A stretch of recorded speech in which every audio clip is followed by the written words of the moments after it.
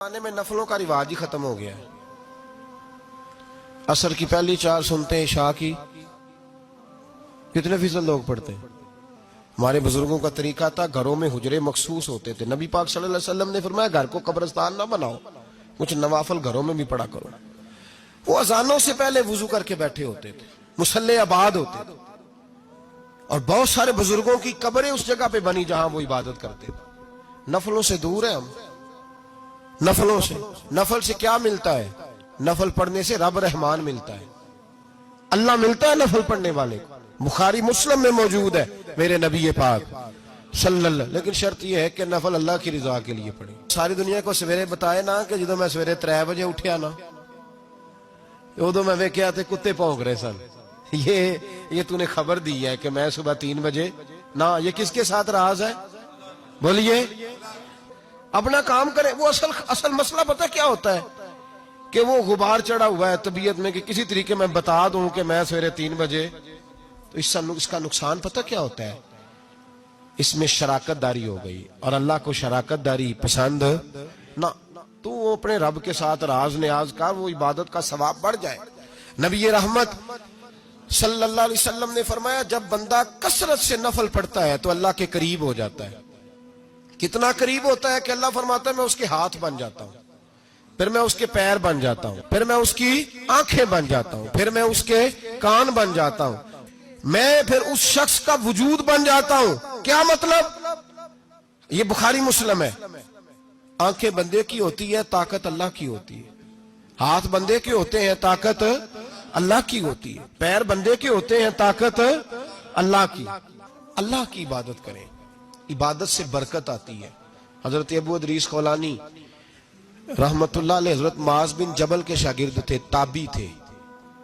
تابی بزرگ تھے۔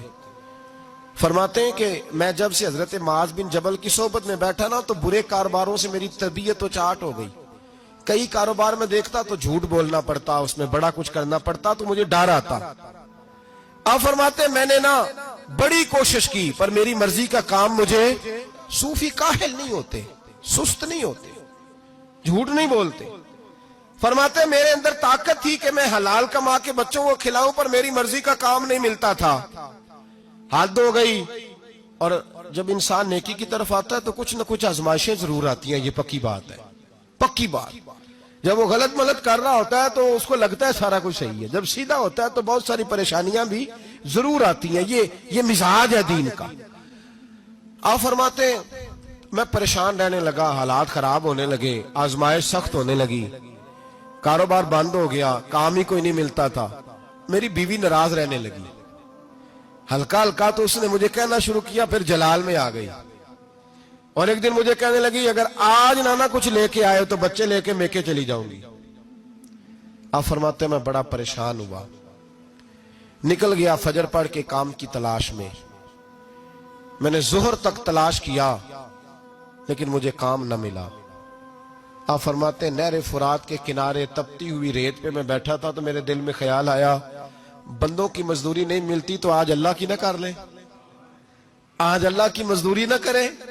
آپ فرماتے ہیں میں نے گرم ریت سے تیمم کیا، وضو کیا وہیں فرات، اور گرم ریت پہ کپڑا بچھایا تو نفل پڑھنے شروع کر دی، زور سے اثر تک نفل پڑھے۔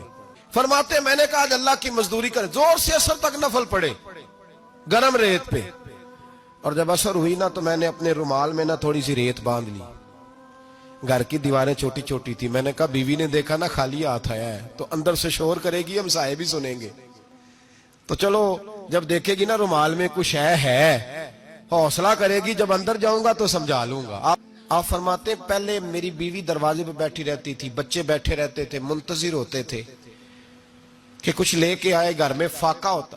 آج میں گیا تو شور ہی کوئی نہیں، کوئی شے نظر نہ آئی، وہ ریت سے بھرا ہوا میرا پلو میں نے دروازے کے ساتھ رکھا، اندر چلا گیا، بیوی کو آواز دی کہاں ہو؟ کہنے لگی منہ ہاتھ دھو لو میں روٹی لے کے آئی۔ ہاتھ دھو گئی، روٹی کدھر سے آئی؟ اس گھر میں تو فاقے تھے، کھانا کدھر سے آیا؟ کہتے روٹی لائی، سلاد بھی لائی، دودھ بھی لائی، اس زمانے میں جو نعمتیں تھی پھل بھی لائی، سارا آ گیا۔ میں نے گھور کے دیکھا، میں نے کہا کدھر سے آیا یہ سارا کچھ؟ کہاں ہے بچے؟ کہنے لگی روٹی کھا کے باہر نکل گئے ہیں. میرے دل میں خیال آیا میری بیوی کا کردار تو چاند سے زیادہ اجلا ہے, تو یہ سارا کچھ کیسے آیا؟ میں نے کہا یہ کہاں سے آیا سارا کچھ؟ تو کہتی ہے میری طرف دیکھ کے کہنے لگی پتہ نہیں آج کس کریم کی مزدوری کرنے چلے گئے تھے, پتہ نہیں کس کریم کی مزدوری پہ چلے گئے تھے, زور ہوئی ہے تو اس نے اناج کی بوریاں بھیجی ہیں, چاول بھیجے ہیں, پھل بھیجے ہیں, اتنا کچھ بھیجا ہے کہ میرے گھر میں رکھنے کو جگہ ہی کوئی نہیں. یہ کہتے کہتے اٹھی اور کہنے لگی پہلے ہی بڑا آیا تھا, اب اور کیا لائے ہو؟ آپ فرماتے میں سکتے میں تھا, اس نے جا کے میرا رومال جو کھولا, میں ریت لایا تھا, رب کریم نے ہیرے بنا دیے, وہ ہیرے بن گئے.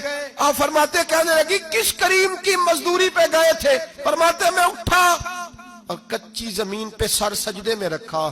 میں نے کہا مالک میں ساری زندگی دنیا راضی کرتا رہا, لوگوں کے دروازوں پہ کھڑا رہا, تعلقات بنا کر تھوڑی سی روزی کے لیے جدوجہد کرتا رہا, دھتکارا گیا, ستایا گیا. مولا میں تو تیرے دروازے پہ آج آیا ہوں, پوری دیہڑی بھی نہیں لگائی, زور سے سر ڈیوٹی کی ہے, اللہ تیری تھوڑی مزدوری کا اتنا اجر ملتا ہے, خدایا تو اتنا نوازتا ہے.